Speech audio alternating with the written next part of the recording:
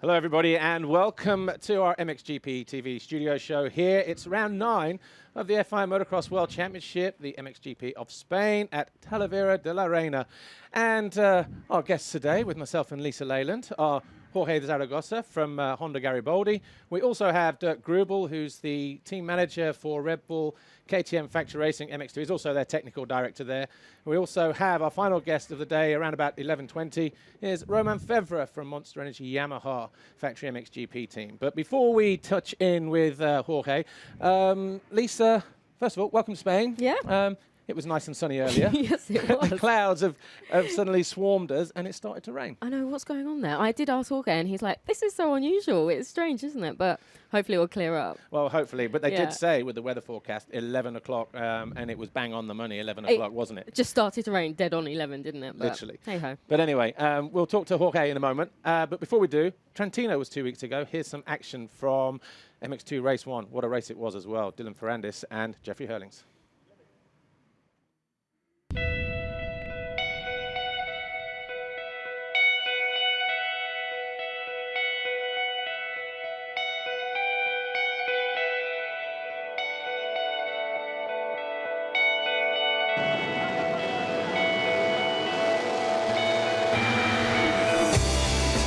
To race 1. Down the start straight on board with Alexander Tonkov, but it was Dylan Ferrandis, number 4, who grabbed the foxhole shot ahead of Jeffrey Hurlings and Samuele Bernardini as Calvin Verlanderen crashed out at the back going into the first turn. Ferrandis, buoyed by his qualifying win on Saturday, was eager to pull clear of Bernardini and Jeffrey Hurlings, believing that he could pick up 25 points. But the bullet started to close in on Bernardini as they challenged for second.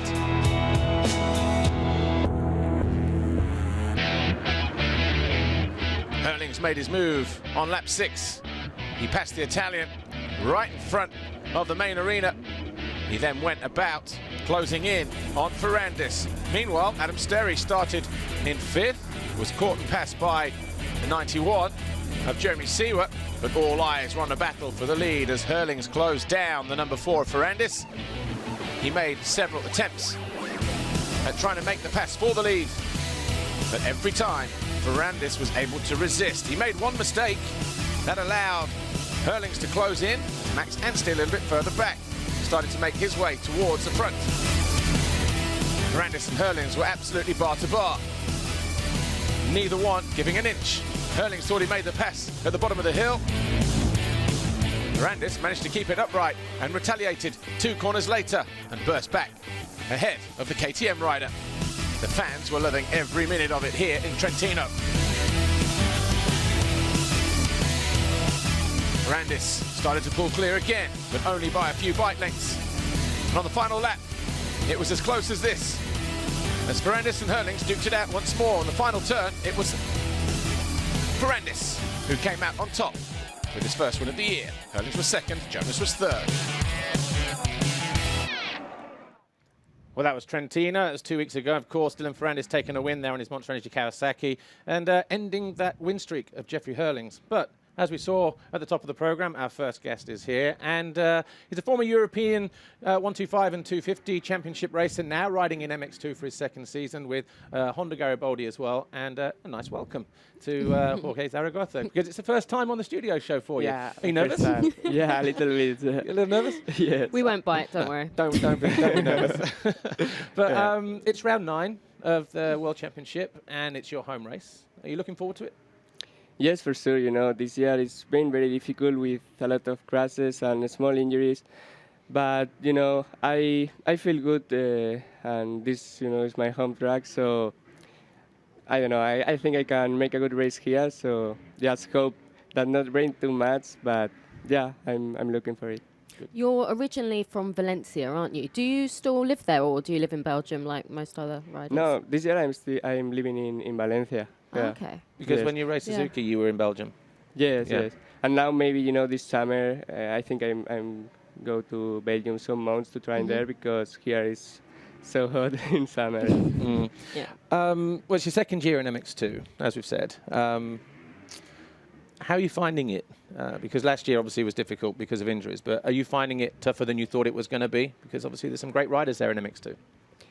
Yes, for sure. You know, this year is like 6 more riders, you know, fighting for the same position.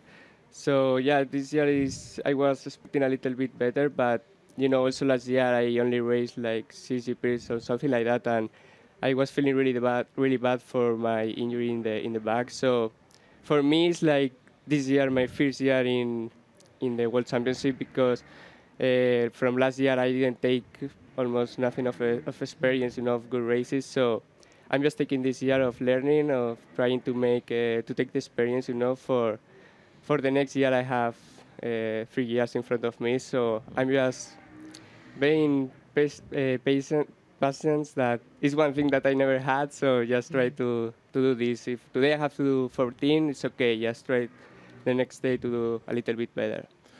When you started racing in the European Championship, you ran number 99. You're now 101. Yes. What's the reason for that? Why the change? Max honesty. That okay. Yeah. Simple as that. No, nothing else. Yeah, No. because some people have a reason, Yeah. you know, and I don't want to sound all down, because you know you have been unlucky with some injuries, but Yes. some people say, you know what, it's time to get rid of the number 99, and but that's all it is, just because of Yes, hamstring. yes. Next year I will take the 99 again. Okay. Okay. You seem to be a lot more consistent this year, though. Why is that? You know, what have you changed? Have you changed anything in your training program, or is it just that's how things are at the moment? Yes, last year, you know, at the end of the year, I changed my trainer. I started working with Jorge Zaragoza. It's crazy, he calls like me, but you know, it's very good. He Yeah. was a trainer of Stefan Evert's 3 years when he had a problem with his knee. So he helped me a lot with the training and with my physical condition. And you know, this year I've been focused on that. I almost didn't take the bike for a long of time. So now I start to ride more on the bike, and I think for the last part of the season I'm gonna feel good enough to make good races. I hope that. Like Paul said, you have been more consistent. You've scored points in almost every race this year. But after Latvia, did you pick up any injuries or anything like that? No, you know, in Latvia I had the crash with David Podges, and I hurt my foot a little bit.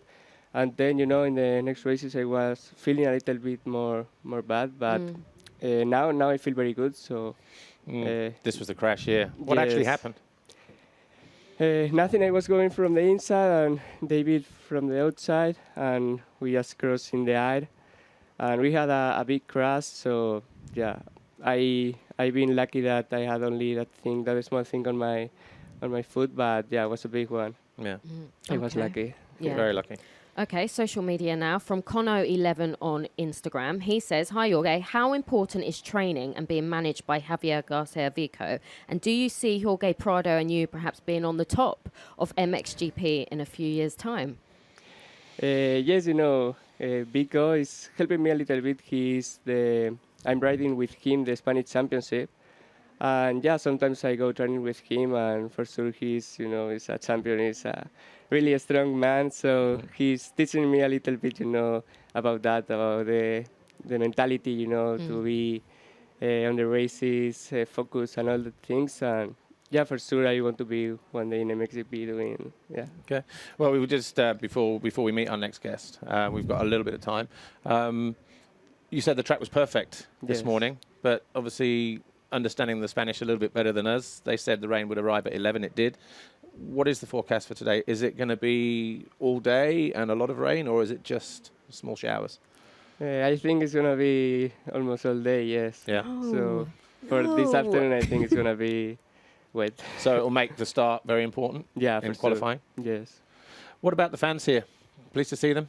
yes, amazing. The Yeah. best fans. Do you have a lot of media opportunities then this weekend as well? Have you got commitments with the team sponsors and autograph signings, all this kind of thing? Yes, for sure. And you know, when I go in the paddock, all the people are stopping me. Yeah, it's nice. It's a nice feeling. Yes. And do you like so- all of that? Yes, I like, you know, because you know it's like they are giving to you something, you know, and then you have to give back on the track, so it's good.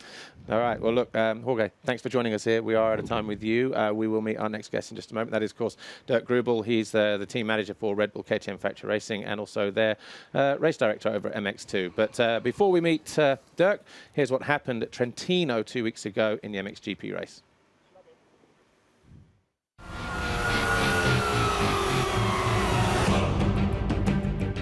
After the epic encounter that was race 1, the fans wanted more and they weren't disappointed. Tim Geiser grabbed the foxhole shot right in front of his home fans.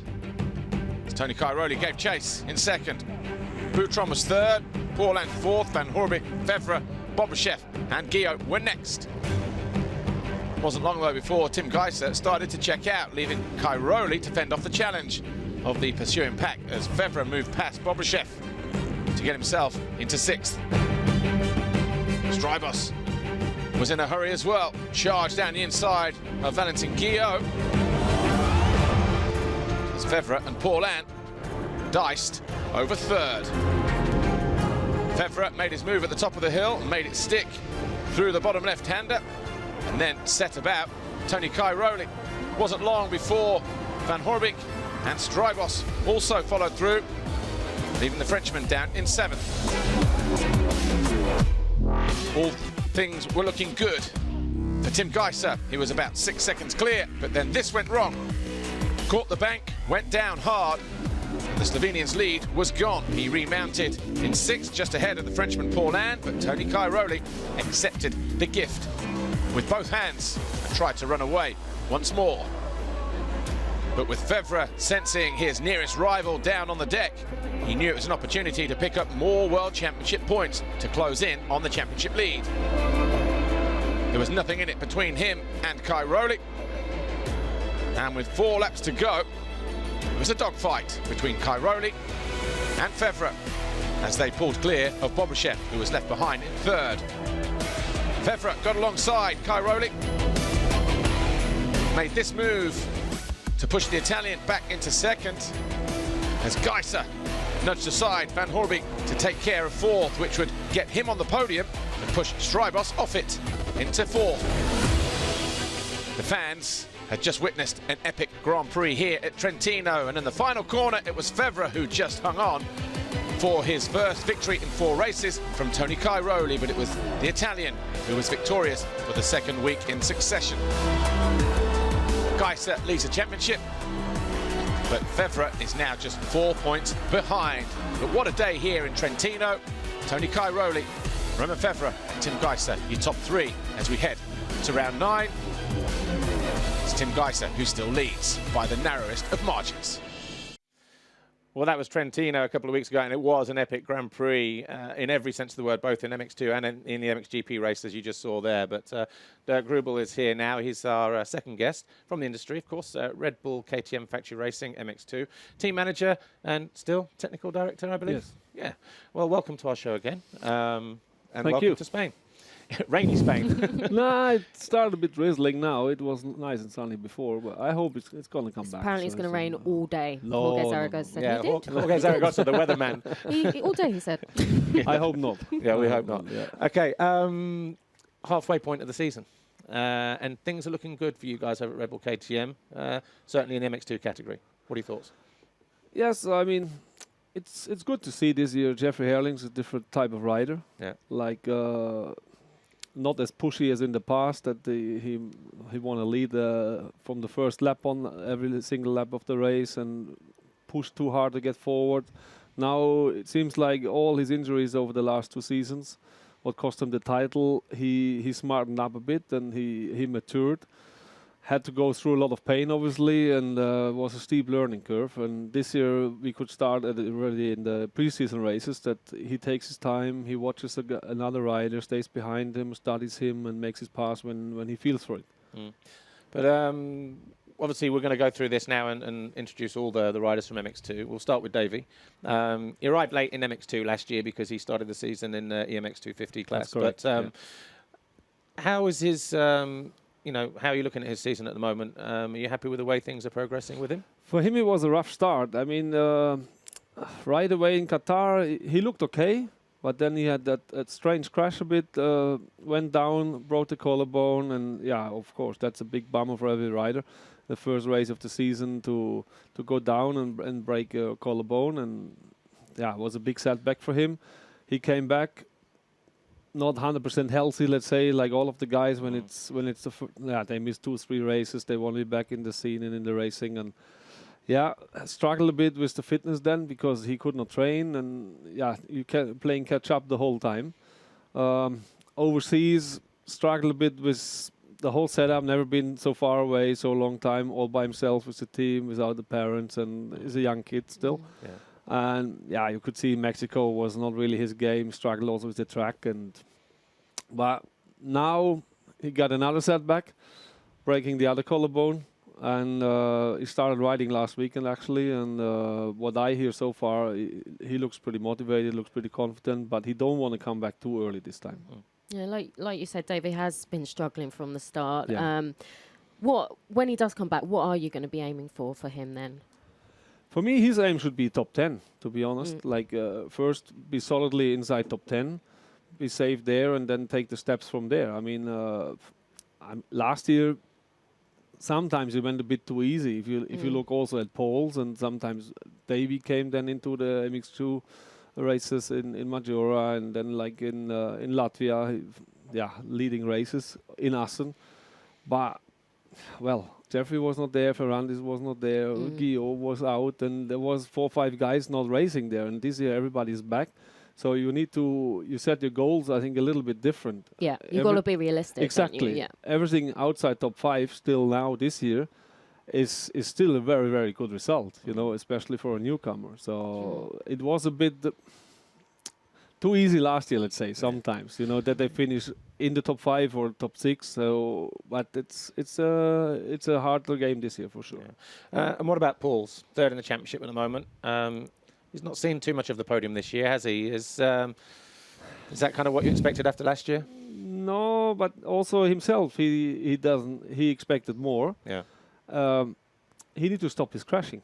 If you count out, let's say, out of 5 crashes, only 3, what is like first lap crashes or first 2 lap crashes, then he would be much closer to Jeremy Sewer now. But well, when they're on the track, it's their game. We can only give them advice and help them as much as we can. But when the helmet is on, it's a different story sometimes. And this was a big result for him, wasn't it? 2 second-place finishes in Valkenswaard, because it's not easy to go there, is it?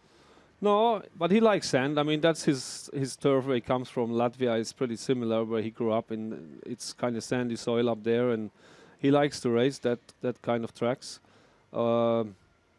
Like I say, even at his home GP, he was really disappointed. Of course, all the family there, friends there, and then having a crash and having another crash, and maybe pushing a bit too hard at the point. And it needs his time. Yeah, you can't force it. You mentioned Jeremy Sewer. Are you surprised by his performance so far this year? I mean, he's second overall at the moment in the championship. Well, to be honest, he made already good progress last year. And you can see that progress is continuing this year. For me, the bike looked better since after Thailand, in my opinion. They made a big step also there. It looks more competitive. He has good start with it. That is a big point in MX2. And he's just consistent. I mean, like I said, every week he's there. And the only race what he had now crashes was Arco. But so far, he was pretty solid, staying on the bike. And that's the key. If Pauls would not crash 5 times out, then he would be battling with him about second place, I think. Okay. Yeah. And what about Jeffrey? You mentioned earlier on, and we're almost out of time here, but it's been a tough couple of seasons for him. Yes. But to win his 50th Grand Prix in Valkenswaard, he couldn't have written a better script, could he? What a day that was for him. No, that was fantastic to see, and I mean, he works hard for that. He's such a hard trainer, and during the week he's putting in so many hours and effort on the track, off the track, and it's not only talent with him, it's both what comes together. And at that young age to have 50 GP wins, that's pretty awesome. Incredible. Do you think it's possible that he can match Stefan Evert's wins of 101? Or catch Stefan Evert's? Well, that's another 50. I mean, I have to say it came pretty easy to him at one point. Let's say, winning one race after another until he get hurt. I think in MX1 it's not that easy. You can't expect to win week after week after week. I wish he could do so. We don't know. But I think it's a tougher game up there, and you need to be satisfied if you're on the podium every week, not win every week. Well, final question, and really quickly, Jeremy Seewer came close to beating Jeffrey in Germany. Dylan Ferrandis did do that in the first race in Trentino. Yeah. It was an epic race. What were your thoughts on that? Because obviously Jeffrey was going for the record in terms of trying to go undefeated, but what are your thoughts now that he's been beaten? No, for me, maybe it takes a bit of pressure away from him to win every single heat. Yeah. He still can win every GP. He's still in the game for that. What if he does so with 18 races? It's also really, really something else. I mean, we all know Ricky Carmichael did the perfect season, but they have 12 races, so that's a different story. In Teutschenthal, well, he wasn't 100% fit. He was struggling with the flu, but also Jeremy rode really well there. In Arco, again, he was still battling the same flu from the week before, and he had a hurt ankle from what he heard with the battle with Seewer. Yeah. So he was smart enough. He said, "Yeah, I can only win here." Ferrandis, he was out for 3-4 races. He has not really nothing to lose there. He can take a bit more risk than Jeffrey, and he tried, but he wanted to make a clean pass, and it didn't happen. So he was satisfied with second place, and that was nice to see as well for me. Well, good job. At least another weekend. Exactly. This weekend, and maybe he'll wipe the slate clean. And you never know, dear. Especially if we have the weather today. Exactly. Could change everything. But Dirk Grubel, thanks for joining us here today. Sure. Team manager from Red Bull KTM Factory Racing MX2, and of course their team director as well. Before we meet our final guest, hopefully he's the other side of the glass there, Romain Febvre from Monster Energy Yamaha. Let's look at this week's competition and how you can win with Polysport. Okay, so this weekend, our competition comes courtesy of Polysport, where you have the chance to win some great Polysport prizes. A copy of MXGP2, the official video game, and a 2016 season pass to MXGPTV.com. All you have to do is guess the top 3 overall in the MXGP class at the weekend's MXGP here in Spain. Don't forget as well the Super Motocross Riders and Manufacturers Cup. Takes place at the Veltins Arena in Germany on October the 8th. Tickets are still on sale at our Easter special discounted rates. Go to mxgp.com, click on the event on the calendar for more information. And also, thanks to you guys, we are making some great strides on our social media platforms, Facebook, Twitter, Instagram, and YouTube. And to celebrate 400,000 likes on Facebook, we will be giving away 2 VIP Skybox Gold passes, plus 1 night's accommodation at the Monster Energy SMX Riders and Manufacturers Cup. For a chance to win, like and share the SMX Cup post on our MXGP Facebook page, or for more information, go to mxgp.com. And as you can see, we have just passed 350,000 likes on Facebook. Kevin Young, who took part in our most recent like and share competition on Facebook, has just won 2 VIP Skybox Gold passes to the Monster Energy FIM Motocross of Nations, as well as 2 nights accommodation at a hotel in Maggiora. So congratulations, Kevin, and hopefully you'll have a good time there. But our final guest has made it. Romain Febvre, Monster Energy Yamaha Factory MXGP team. Romain, welcome. Still looking a little bit sweaty. He's just finished MXGP free practice, by the way, about 5 minutes ago. But we've had a bit of a change in schedule here. But welcome to our studio show here. Thank you. Had a weekend off. How did you spend your free weekend? A lot of testing and riding. After Arco directly, I went to the workshop in Italy, and we did some good tests to improve the start, because it's the only things we are missing at this time. So a couple of those of testing, and then went back on the weekend to Belgium on home, and to practice this week. How do you feel the season's going for you at the moment? Yeah, it's going pretty good. I'm really happy.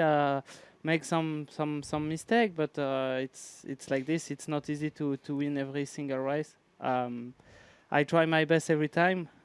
We, like I said just before, we are missing the start a little bit. Yeah. But we try to do everything to be ready soon. Last year, there was no pressure on you, but Tom Grimshaw on Instagram, he says you are making more little mistakes this year, like you just mentioned. Is it because you have to push that much harder to win a race this year? Yeah, for sure. We are it's between three guys. It's team Keroli and myself. So we need to push really hard. But like I say, we are missing the start at this time. So for sure, I need to push, much more beginning of the race to catch the time I lost during the start and the first few laps. Yeah. So it's difficult, but it's like this. Yeah, one of the little, one or two of the mistakes here. The one from Qatar, this one, this one. Yeah, this. Yeah. I was. Like I had bad start, and then the first few laps it's where you normally lost the more time on the track, so you need to push hard, and I make some mistakes. But it's not all bad though. I mean, we mentioned some of the mistakes there you made, and you've explained those. But you've won 6 motos. You've got 2 Grand Prix victories, Thailand and Valkenswaard, and you're only 4 points off the championship lead. So that's pretty positive. Yeah, sure. Every time, I think Tim he won 4 or 5 GP. I don't. 4. Yeah. And you have the same amount of race wins. Yeah. So. Like when you won a GP, you think you gain some points, but you can see that we are only 4 points, so it's really close. But I try. Like when I got a good start, even last week I was 10 the first lap and came back pretty strong and won the moto. So like here on the image in Valkenswaard as well. So I hope this weekend the start will be better. You look pleased with that win in Valkenswaard. Yeah. Why? Because it was sand, or? No, for sure. For a French rider, it's not always easy to ride the sand. The last few years, I grow up in the sand, and my speed also grow up. So I'm really happy and pleased with that.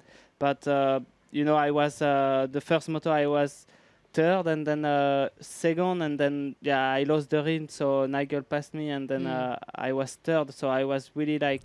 Yeah, I knew that I had the speed, but I lost the rhythm in the race, so I was really disappointed. And then second race, stalled the bike, crashed, and was third and long time behind my teammate and passed and Keroli the last lap. So when you pass and you took the lead the last lap, it's always nice. Good.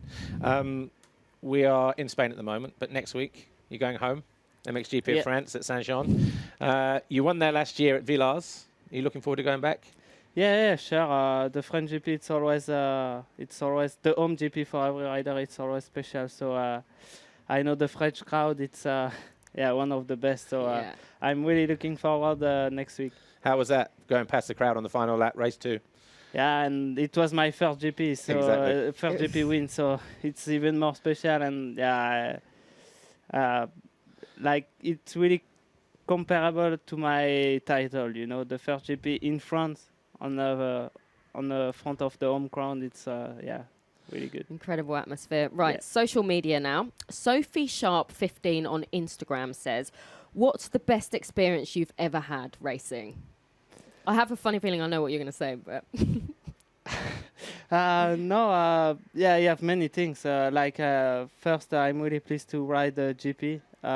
It was my dream when I was young, and sure to came in a team, professional team, and to be professional rider. I think it's the most gift I gave from the work. So when you can live with what you like, and just not work in the factory, and didn't like what you do. It's a big change. So I'm really pleased with that. I thought you were going to say the nations. Sure. Also, you have many things, but the first thing, sure, to be here with you all, it's nice. And just really quickly, final one. Okay, and P Burnett 29 on Instagram. Since Antonio Cairoli seems to have found form along with the increasing threat from Tim Geiser, as well as the other main protagonists, how and what are your plans to remain MXGP world champion? I think the key is to be consistent, to try to don't make the mistake I did the last few weeks, and to take a good start.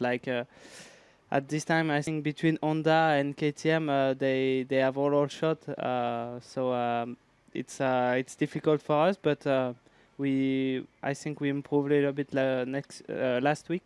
So looking forward to take a good start and be consistent. That's the key. Like you say, starts are all important. But we are out of time. Romain Febvre, thanks for joining us here. Yep, Monster Energy, Yamaha, Factor Racing, MXGP team. Well, that's it. We're all out of time. Of course, the studio show will be back next week at Saint-Jean-d'Angely in France. But for now, enjoy the action here today and tomorrow at the MXGP of Spain. Thanks for watching. We'll see you next time. Bye for now.